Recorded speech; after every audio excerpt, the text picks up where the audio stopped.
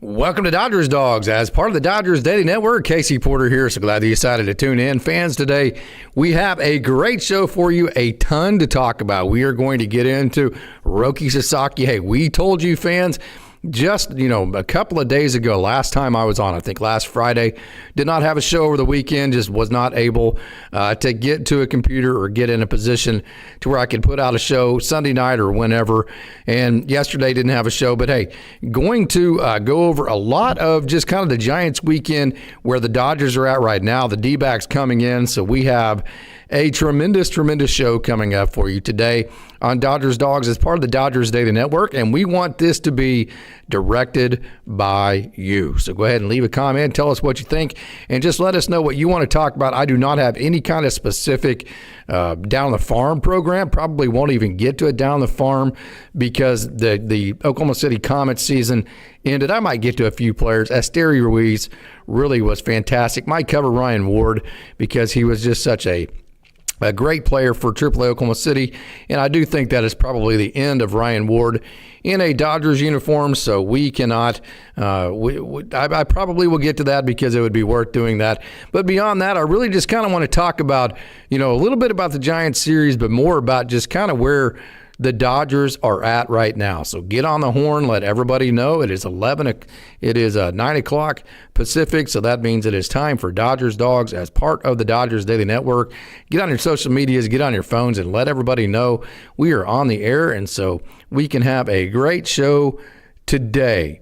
So Sunday's game ended in disappointing fashion, no doubt about it, but anytime you can take 3 out of 4, the Giants are now 3.5 games back from the wild card, and the D-backs who are coming into the Dodgers play tonight, they actually are the team that is closest to the wild card that's not actually in it at this moment. The Mets are still in, but by 1 game. So here's my question for you. Who would you rather face? Would you rather face the Mets or would you rather face the Diamondbacks? So the Mets probably have the better overall powerful roster.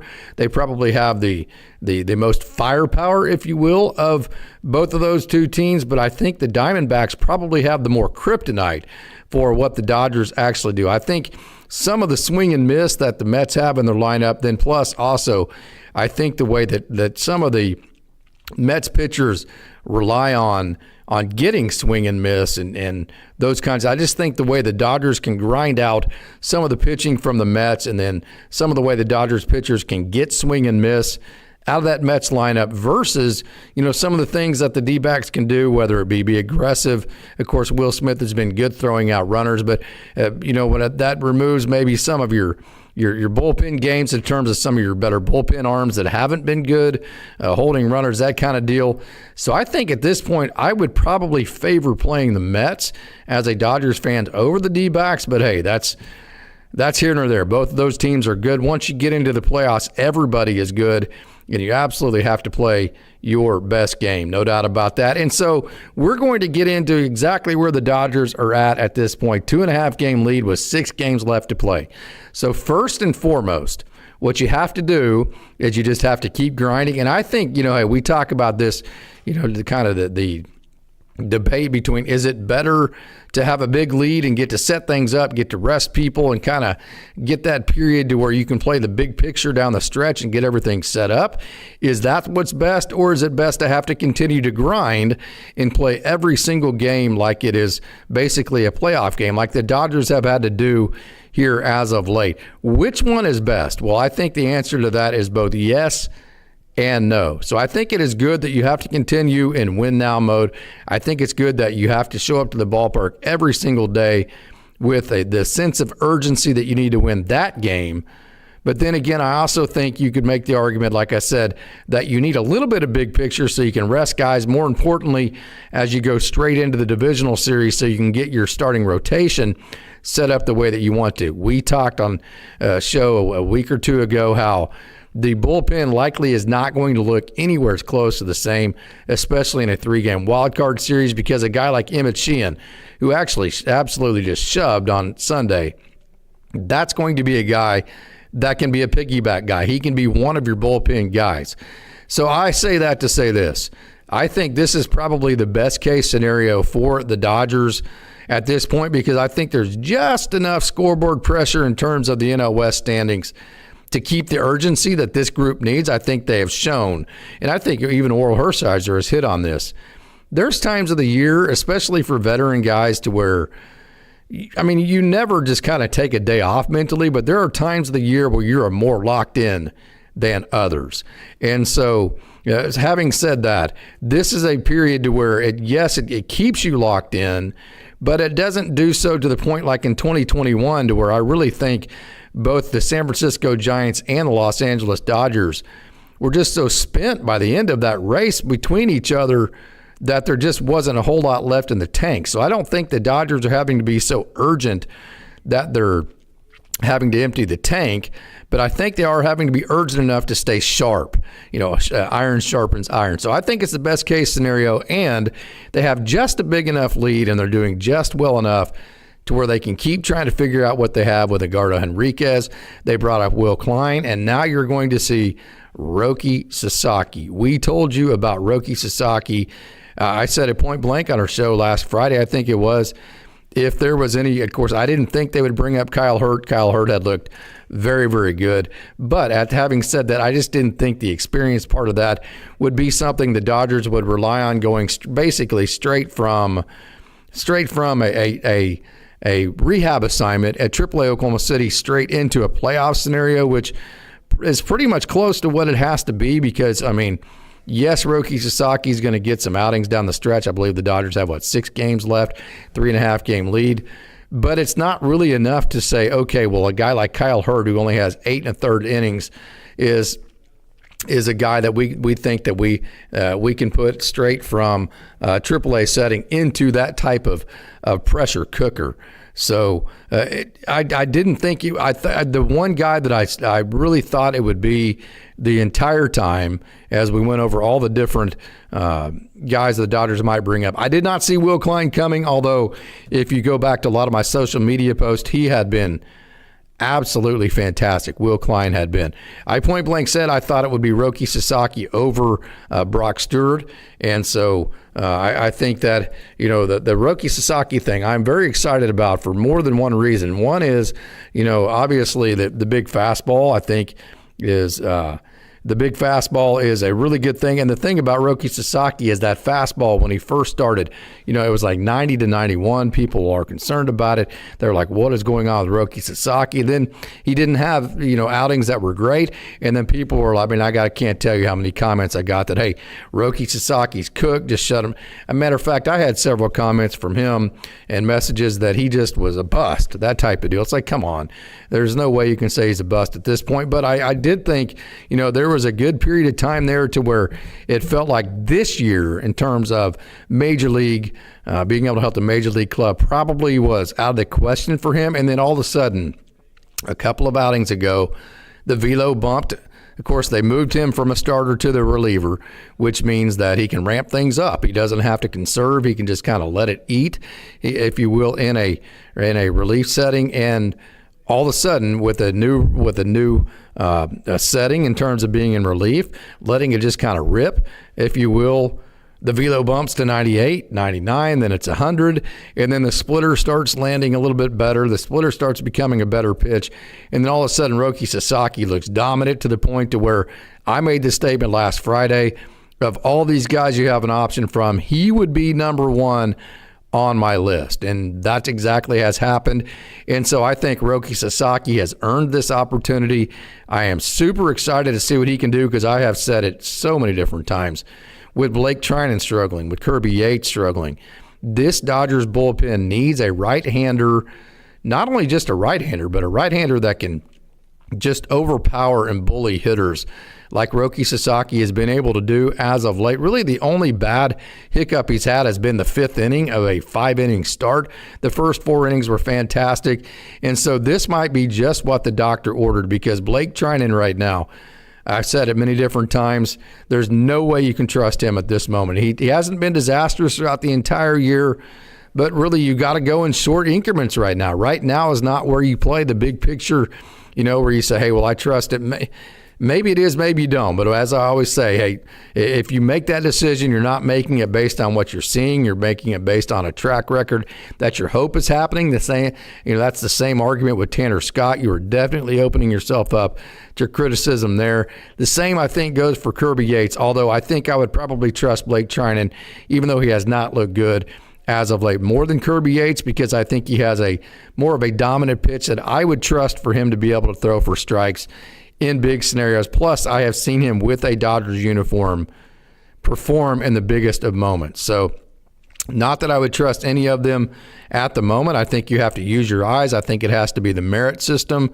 But I think I would trust Blake Trinan over Kirby Yates. But I say all that to say, who's to say Roki Sasaki is not that right-hander that you need in the bullpen that can come in and just throw flames to bully hitters and to get some really big outs as you go down the stretch of games and make them even more less stressful than they have to be.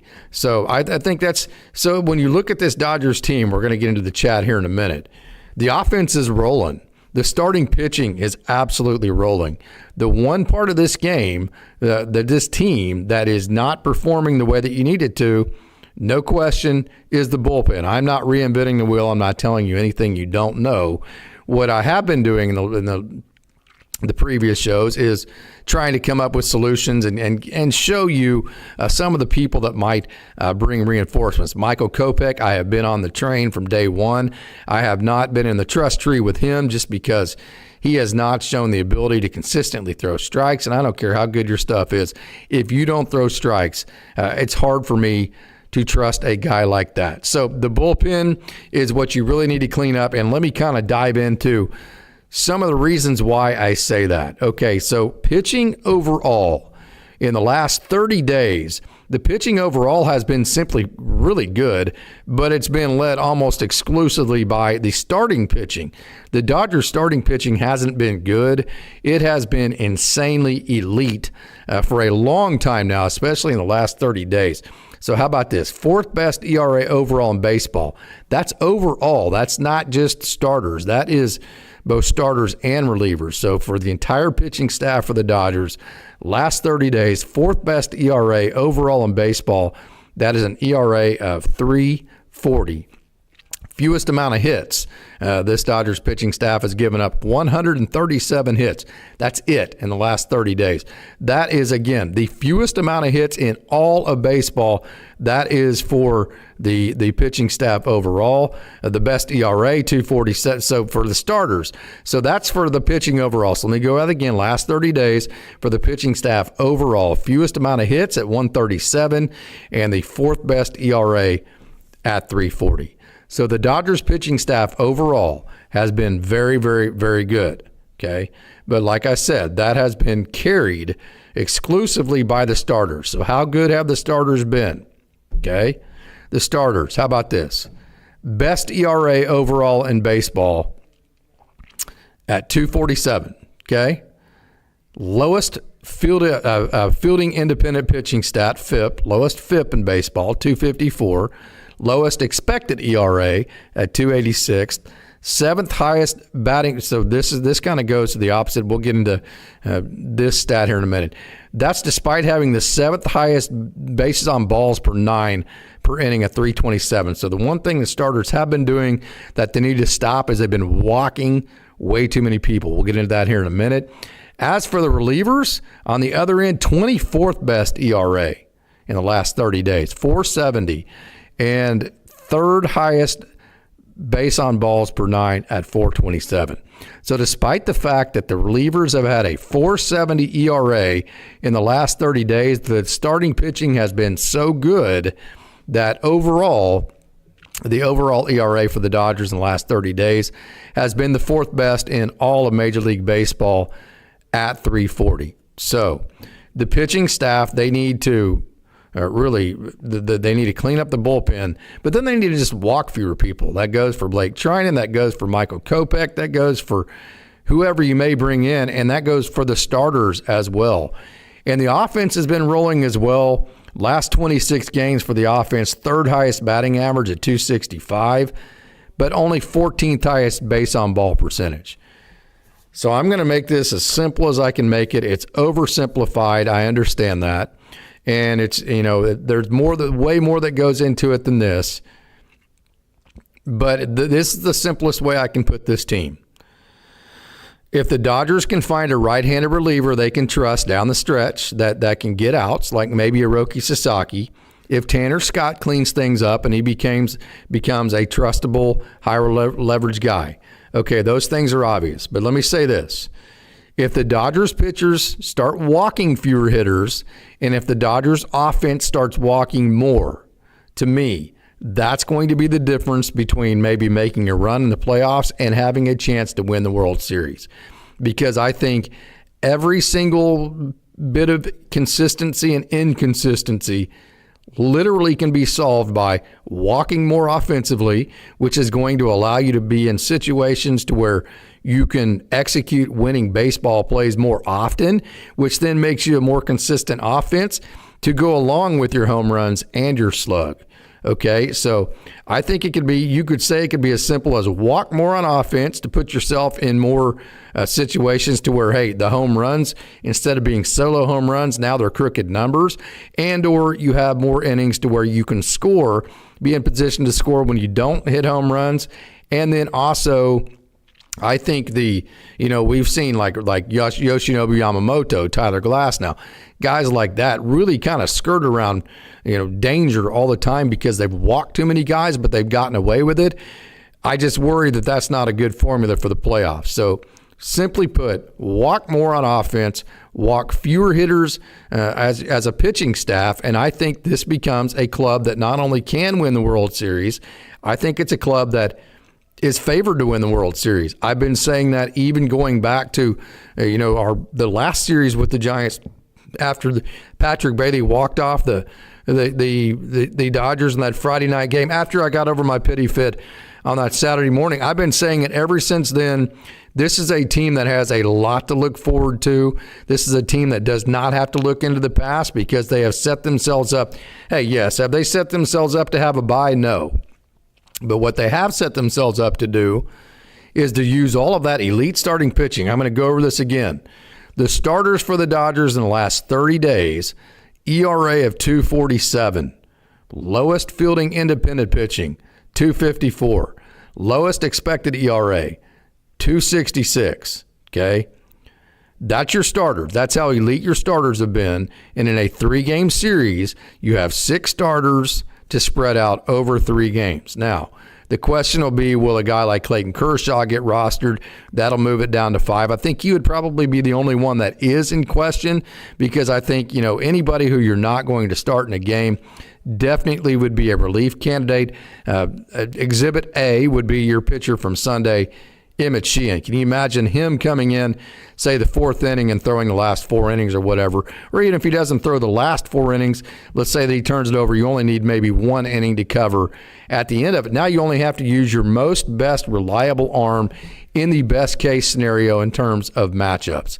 So have you used the regular season to create a bye for yourself? No. But you have used it to put yourself at a significant advantage in the playoffs because you are going to be able to use your elite starting pitching to cover basically the entire games, all 3 of your entire games, and then only have to use the top 2 or 3 most reliable bullpen arms. And so you're going to combine that. That's going to be to work wonders for your bullpen because you're going to be using pitchers who have been wildly successful as of late to throw in the bullpen instead of guys like Tanner Yates and Blake Trinan that have struggled lately. So that's going to solve your bullpen, and that's going to pair with an offense that has been rolling. Again, I'm going to go over this again. Last 26 games, 3rd highest batting average, 265. They've been the WRC plus of 118, 5th best in all of baseball. The offense has been good. The starting pitching has been fantastic. So when you put all that together, there is so much to look forward to for this team moving forward. And so, kind of short story long, did you set yourself up to get a bye? No, but you did set yourself up as best as you possibly could to be very dominant in a 3-game series. So I'm super excited. Starting with tonight, the D-backs worry me to no end. I have nothing but respect for the Arizona D-backs, no doubt about that. They are very good. Of course, Shohei Ohtani, anytime you go to the mound and in any given night, Shohei Ohtani or Tyler Glasnow or Blake Snell or whoever it may be that night taking the mound, you always feel like you have the advantage that game, and that's the exciting part of what's in the future for the Dodgers. So what say you? Am I too optimistic? Am I too Pollyannish here? Do I have too many tinfoil hats on? Where am I at here? So there are some, I think also too, a lot of people, of course I do it too, the decisions, who to use in the bullpen. I've called Dave a veteran hugger, that deal. I think the reduction of the amount of bullpen arms that you need in a playoff scenario is going to, in some ways, reduce the amount of options Dave has or make the decisions easier because he's going to have guys that have been performing better as of late to choose from. But then it's also going to make it harder because you have a bigger pool of guys to choose from. So we have a great crowd logged in. I want to thank each and every one of you for logging into Dodgers Dawgs as part of the Dodgers Daily Network. Lifted says Dave cannot trust Trinan for the rest of the year. He will cost the Dodgers in the postseason. So let me ask you this, Dodgers fans. Blake Trinan is in your trust tree from an overall perspective.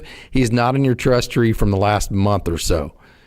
So is that a guy that you want to see Dave try to get right here in the last 6 games? Where are you at on Kirby Yates? Okay, where are you at on Tanner Scott? Is there enough time for you to think that Roki Sasaki can get put into the trust tree? There is a lot to play for beyond just positioning with a 3.5 game lead to 6 games to go for the Dodgers, who have already qualified for the playoffs. Give us your thoughts on those issues. Leave a comment, and let's have a great conversation about Dodgers baseball. Rather face Mets and not pitch to Soto. Yeah, I'm there. I would rather face the Mets too. I just think the Mets have a lineup. The Dodgers have a pitching staff that is really set up to beat because they can throw the high riders, they can throw the tumblers, they can. Okay, so I think the ball to strike thing for the Mets is really a kryptonite thing, whereas I think the Diamondbacks will figure that out. Then the Diamondbacks will take more walks, and then after they take more walks, they'll steal more bases, and they'll score more consistently against the Dodgers pitching. That's where I'm at from that perspective. And then the D-backs really only will have to use their 3 top starters, which we know they have good starting pitching. Don't know about their bullpen, but you would have to imagine they would ride their starting pitching till the cows came home, and their starting pitching could be good enough to put them in situations to where if they scored consistently because they were not, because the ball to strike type approach and sequencing that the Dodgers would use to try to gather swing and miss didn't work against them. Then they got on, got over, got in. Maybe they have a 3 or 4 run lead going into the 7th or 8th inning. Now all you got to do is hold on. I see that as a problem for the Dodgers. I see that as a formula for the D-backs to be kryptonite for the Dodgers, whereas I see the ball to strike concept working better against the Mets. I see the Dodgers grinding out the pitching that the Mets have and drawing more walks. Hey, I said it just a minute ago. You got to walk fewer hitters. You have to walk more as a team. I think the Mets, because they would swing and miss, I think they would chase more, is going to lead to walking fewer hitters. And I think because the Dodgers know how to grind out the Mets type of pitching, I think that would lead to more walks. So I just think, hey, sometimes it's not about who has the best roster. It's about who is the best matchup. And I could be totally wrong, and this may be confirmation bias based on what I saw from last year's postseason, but that to me smells like the Mets. And so I think from that perspective, this series with the Diamondbacks is a big one because I think you have in your own hands who you're going to face in the playoffs for the first round. Hey, stop motion, hooray, and Lifted, thank you so much for joining. Do you think Dave should leave Trinan out of the roster? If he doesn't show improvement in multiple games left in the season, I think he should be sent not on the roster. He's sent to the moon is what is said here. Yeah, that's one of those questions. I can't give you an answer there because I can tell you as a coach, as somebody, once you put somebody in your trust tree, it's so difficult for them to get out. You just always trust them, especially when it's a scenario like the World Series. When a guy has done what Blake Trinan has done to help the Dodgers win a World Series, it is just so hard not to give him every chance to get back in your trust tree. So I get it where Dave's coming from there. I have zero problems if he continues to try to put Blake Trinan in a situation that will bring him back into the trust tree. So I'm going to ride the fence on that. I don't know how Dave is going to handle that. And to be honest with you, I don't have an issue with either way that he does handle that. I think that's just such a difficult decision to make. I think I'm going to ride with Dave either way he goes. And because then also, here's the other point of that, who better? Okay, which right-hander is better? I mean, are you going to say that you trust Roki Sasaki better? You're going to tell me you trust Tanner Scott better? I mean, who would it be, right? You don't have Evan Phillips. So beyond that, who do you trust more in terms of a right-hander in that situation? I know you would probably trust Alex Bessia, but is it Tanner Scott? Do you trust Tanner Scott more? Would it be Anthony Bonda? Do you trust him more? Would it maybe an Emmett Sheehan? But again, I think Emmett Sheehan's going to be more of a piggyback guy. Would it be Jack Dreyer? So my pushback would be on sending Blake Trinan to the moon. Who better? Who has a better chance of rebounding and getting back into the trust tree than he would? That's where I think the complexities of that situation really kicks in. Michael Craywick, thanks, Casey. Good night from Thailand. Knuckle up Dodgers. Going to be a great week. Definitely favor playing the Mets, but a 3-game series, anything can happen. There is no doubt about that. Dodgers still need 3 wins to clinch the division lead, and the Mariners on a roll, so they're going to have to get it from the Diamondbacks. No doubt about that. And the Dodgers, that's what I'm talking about. I think it's been the perfect combination of just enough scoreboard pressure to keep the Dodgers locked in to where they have to stay sharp. That iron's sharpening iron with, of course, I don't think that the Padres have been that great, but the scoreboard's been just sharp enough on them to where they've had to stay sharp and stay out of big picture mode and keep that sense of urgency, but it hasn't been so crazy to where, like 2021, to where you just feel exhausted by the time it's over. So I think it's been a perfect case scenario. I think things are setting up perfectly. I think the Dodgers are peaking at the right time. I think, like I said, if you can't fix the bullpen, I think that the starting pitching piggybacking will do that for you. The offense is starting to roll at the perfect time. The starting pitching has become elite at the perfect time. So I'm super excited. I think the Dodgers aren't the perfect version of what they can be. I don't think this is the absolute best version of what the Dodgers can be, but I think this is a very good version. And I think this version right now, with the talent you have on the roster, with the situations you're going to have moving in the playoffs, is a roster I think is favored to win the World Series if you just continue to play just like you are right now. That's me. Maybe I'm too positive, but that's where I'm at the moment. So let me scroll to the bottom and move my way back up, because actually, let me go back up and let's roll our way down. So, okay, Johnny Owen, thank you so much for joining. Major League Baseball playoffs are a complete joke. The Padres spraying champagne like they won the division. Why not just let every team in the playoffs 85 wins and you're in? Yeah, because they want the revenue. That's the reason for that. The revenue is something that Major League Baseball wants. I think they probably had it right before this last wild card. But I'll tell you what, if you're a fan of the Kansas City Royals or a small market team, we're fans of the Dodgers, which means we have the most amount of money, which means we favor the fewer amount of teams, right?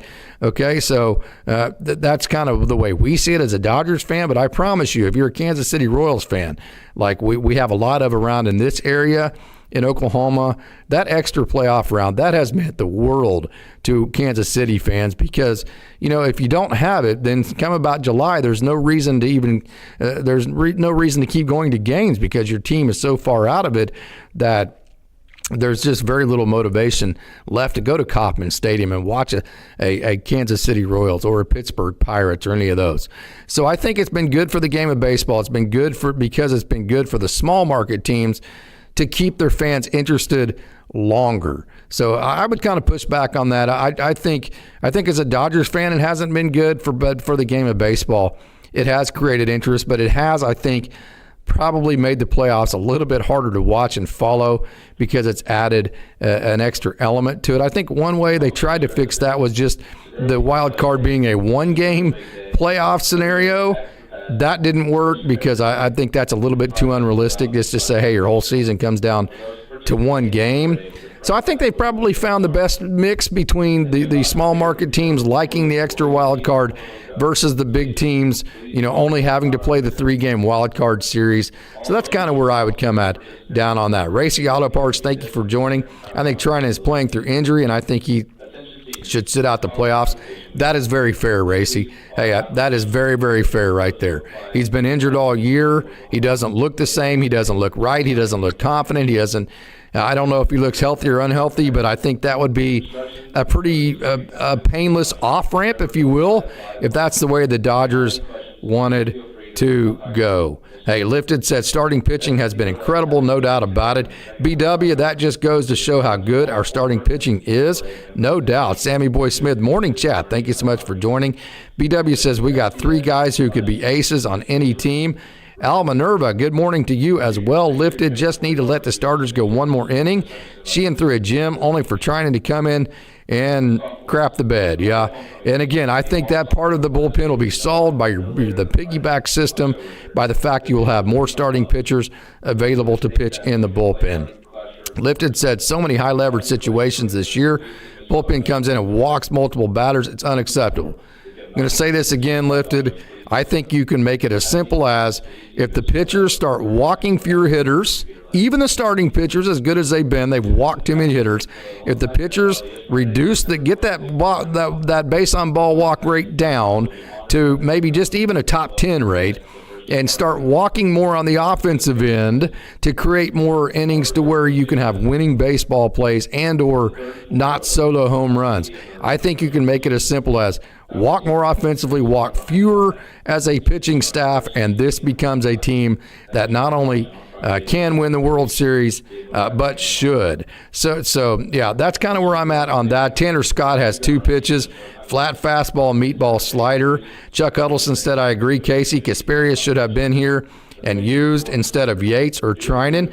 The problem with Kasparius is he was completely worn out, and then he got rusty. So I just think, Chuck, I don't disagree with you here, but I think his role was just kind of not advantageous for his growth and development for the second half of the season. And I just think he hit a wall, and it was just hard for him to overcome. And the Dodgers tried to give him the rest that he needed, and they tried to do it in a lower leverage situation at the minor league level. I think that was masked by saying, hey, you need to get right-handers out a little bit better or whatever it may be. But I think that came down to just kind of bad role management for Ben Kasparius, and so that's kind of where I'm at on him. Al, I'm usually at the gym during all right, Chuck Huddleston, hit the like button. Thank you so much. Big series tonight, starting with the D-backs. Again, the Dodgers have clinched the playoff series. They still have work to do to win the division. But then again, also you can by beating the Diamondbacks keep them out of the playoffs and face the Mets instead of the D-backs. So there is so much on the table heading into this weekend. Al Minerva, same case. He just lost my nerve when we kept blowing leads, especially the one at Yoshi. Got to be positive. No more bad buys for me, at least. Let's finish strong, says Tracy Calvillo. Johnny Owen, bypass the bullpen all the way. That's kind of what I'm saying. I think you're not going to necessarily bypass the bullpen all the way, but I think you are going to be in a scenario to where you can cherry pick only your best 2 or 3 arms and only have to use them because of the piggyback system the Dodgers use. Al of Minerva, time to charm the Snakes. Arguably the best Sheehan has looked all year Sunday. No reason to pull him when he did. I'll say the reason would be you want him definitely fresh in the playoffs. And then also you got to get your bullpen figured out. And so, this is a window to where, again, you can kind of mix that big picture. Hey, we need to get the bullpen figured out. We need to make sure that Emmett Sheehan has the most amount of rest. You can kind of mix that with, okay, if you lose a game or 2, you still have won the division, and there's no really, beyond winning the division, nothing else matters. And so there's that fight between big picture and urgency that I don't personally have a problem with. I can understand the idea of trying to rest Sheehan to make sure he's very available for the playoffs. I can understand trying to get guys in your bullpen going. But then again, it is frustrating knowing that you lose a game on Sunday. But then again, you can say you lost a game on Sunday, but you won 3 out of 4 against the Giants. And for us to say that that's not a good weekend would be absolutely crazy, right? So I go back and forth on those. That's a fight in my own mind. I can understand where the Dodgers are at there. I can understand where Dave is at there. And so therefore, I think as fans, we all need to understand both sides of that issue there. Will it be the Reds or the Mets? Yeah, good point there. Kersh starting game 160 in Seattle. That'll be fun. Lifted says he's out, or they are out on Blake and Kirby. I don't have a problem with either one of those. I wouldn't have a problem if Dave still continues to try to incorporate Blake to see if he can find the best version of Blake coming down the stretch. Similar to Walker Buehler last year. Chuck Huddleston, Dodgers are in good shape if Doc manages it right. Friedman has to take bullpen pieces away that hurt the Dodgers' chances. And so what Chuck is saying there is, hey, Dave has his guys. He's a veteran hugger. So just take those guys away. One reason why you would leave Blake Treinen off the roster is because Dave won't be able to help himself, and he would use him. And, Chuck, that is 100% a valid point. So if you just leave him off the roster, you don't even make him available. You only make available the guys that have produced, which only leaves Dave a pool of pitchers that instead of being his guys are pitchers that have actually produced. That means that his decision has to be based on short-term results and not long-term, these are my guy type decisions. And that is exactly correct, Chuck. I think that is a great point, and I think that is very valid and something the Dodgers definitely need to take into consideration. Blake has been abused. Yates is yikes. Worried about the D-backs because of their starters shutting us out, and Corbin Carroll owns the Dodgers. They can do a lot of things that will put the Dodgers in harm's way. The D-backs make me worry to no end, not necessarily because they're great or better than the Mets in terms of the talent that they have, just because of the fit. They are just a bad fit against the Dodgers. Chuck says no to Yates, no to Treinen. At this point, I like Klein and Kasparius over them with what we know today. So most of you I see are out on Blake Treinen.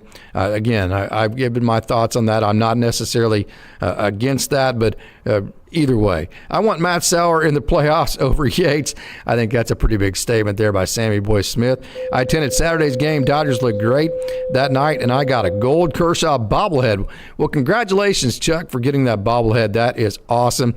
Scott is good and bad. Yates and Treinen are just bad, says Chuck. So, hey, Scott's one of those. It's a box of chocolates. You might get great that day. You might not. At least there is the possibility of getting great that day. And so from that perspective, you don't mind continuing to give Scott the chances, but all out on Treinen and Yates. Chuck Huddleston, Sheehan, and Vesia can close and might be the move. Dreyer and Robo are the bridges, along with Kershaw. I like the way you're thinking here. Chuck, Jonathan Voitko, as fans, we tend to think only our team makes mistakes. We have to remember other teams make mistakes too, and the Dodgers will take advantage of those mistakes. There's an old saying that the team that wins, my warts are better than your warts, and the Dodgers, that's why I always say you win on the margins, because the way you win on the margins is your warts, whether it be individual players or things that your team doesn't do well, they don't need to be great. They just need to be better than the other team's warts to win games on the margins, and that the Dodgers, typically speaking, are. So Jonathan Voitko, that is another reason why the Dodgers Dogs, as part of the Dodgers Daily Network, why the chat here is so awesome. That is an elite comment. Thank you so much for that. Glasnow, this is Racy Auto Parts, won't be needed in the wild card series. Do you think he'll be off the roster for that series in favor of another bullpen arm? I would say that he would be the bullpen arm.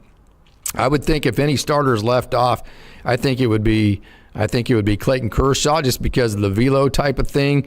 And I think you would rather have a guy like Glasnow with the stuff plus coming in relief. So I don't think Glasnow, maybe, I don't know, but I wouldn't leave him off, because I would choose him over any of the bullpen arms as being that bullpen guy.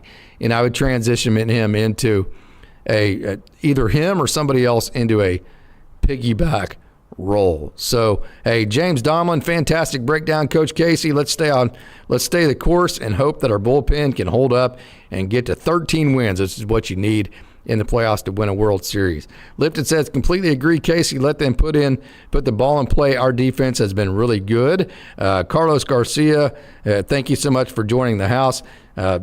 Big Banyos, number 34 forever. Coach, what is your take on the Dodgers catcher rushing or Rortvedt?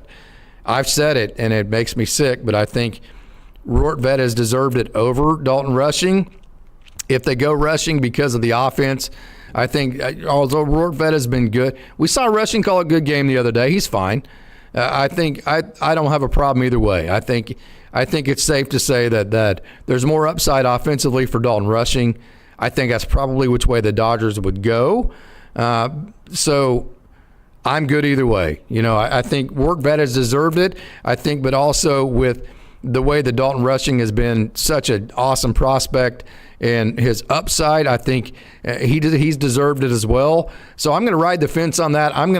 Whatever decision the organization makes, I'm going to go with. Okay. I mean, I hate to do that, and I know that's not answering your question, Vic Banyos, but that's honestly where I'm at. I can't make up my mind on that.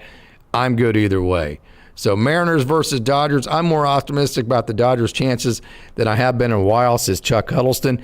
That's kind of what I've been saying for a long time. Elite starting pitching, offense that should be very, very, very good, and then bullpen gets help from your starters as the playoff starts, and that is the formula. So that's going to do it for me today. I've got to get, but hey, this has been a lot of fun. Thank you so much for the wonderful crowd today on Dodgers Dogs. As part of the Dodgers Daily Network, you Dodgers Dogs are the best. And as always, go Dodgers, beat the D-backs. It's a great day to be a Dodger.